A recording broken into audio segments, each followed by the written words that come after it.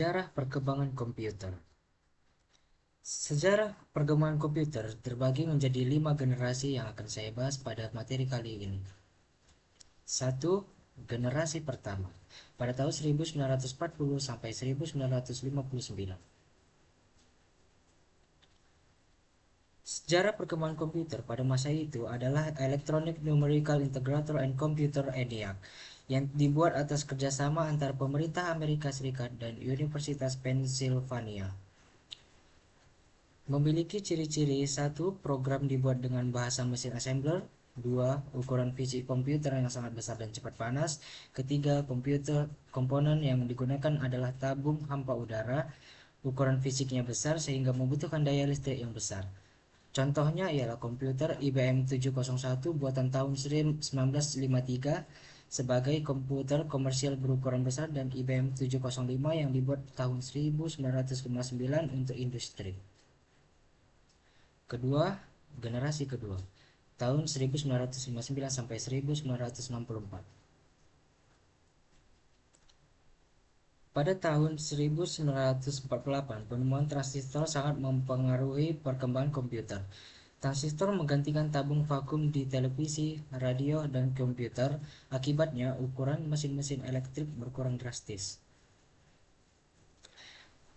Generasi kedua memiliki ciri-ciri sirkuitnya berupa transistor, membutuhkan lebih sedikit daya listrik, kapasitas memori utama sudah cukup besar, proses operasi sudah cepat, program dapat dibuat dengan bahasa tingkat tinggi yaitu COBOL, Fortran, ALGOL. Orientasinya pada aplikasi bisnis dan teknik. Contohnya pada komputer PDP-5 dan PDP-8 buatan tahun 1963 sebagai komputer mini komersial pertama. Selain itu, ada pula komputer IBM 7070, IBM 1400, NCR 300, dan sebagainya. 3. Generasi ketiga pada tahun 1964 sampai 1970. Jack Kilby, seorang insinyur di Texas Instruments, mengembangkan sirkuit terpadu pada tahun 1958. IC mengkombinasikan 3 komponen elektronik dalam sebuah piringan silikon kecil yang terbuat dari pasir kuarsa. Generasi ketiga memiliki ciri-ciri. Komponen yang dipakai adalah IC Integrated Circuits yang terdiri atas ratusan atau ribuan transistor berbentuk hybrid integrated circuits dan monolithic integrated circuits. 2. Pemrosesan lebih cepat. Ketiga, kapasitas memori lebih besar lagi. Keempat, penggunaan listrik lebih hemat.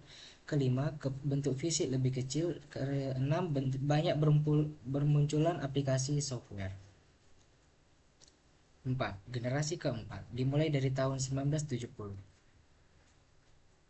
Setelah IC, tujuan pengembangan menjadi lebih jelas, mengecilkan ukuran sirkuit dan komponen-komponen elektrik. Large Scale Integration atau LSI dapat membuat ratusan komponen dalam sebuah chip. Pada tahun 1980-an, Very Large Scale Integration VLSI memuat ribuan komponen dalam sebuah chip tunggal. Memiliki ciri-ciri. 1. Penggunaan LSI Large Scale Integration yang disebut juga sebagai Bipolar Large Scale Integration. Kedua, menggunakan mikroprosesor dan semikonduktor yang berbentuk chip untuk memori komputer. Ketiga, dikenal juga dengan sebutan generasi Pentium. Keempat, personal computer atau PC mulai berkembang sejak tahun 1977. Kelima, pada tahun 1981, komputer mulai menggunakan sistem Windows dan mouse. 5. Generasi kelima. Dua kemajuan rekayasa, terutama dalam kemampuan pemrosesan paralel, yang akan menggantikan model non-Neumann. Model Neumann akan digantikan dengan sistem yang mampu mengkoordinasikan banyak CPU untuk bekerja secara serempak. Memiliki ciri-ciri. Komponen yang dipakai adalah VLSI atau Very Large Scale Integration. Kemampuan komputer dikembangkan untuk memecahkan masalah sendiri dengan bantuan AI atau Artificial Intelligence. AI dapat diterapkan untuk mengoperasikan robot.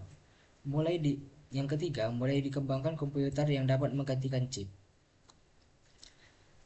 Itu saja dari saya. Terima kasih.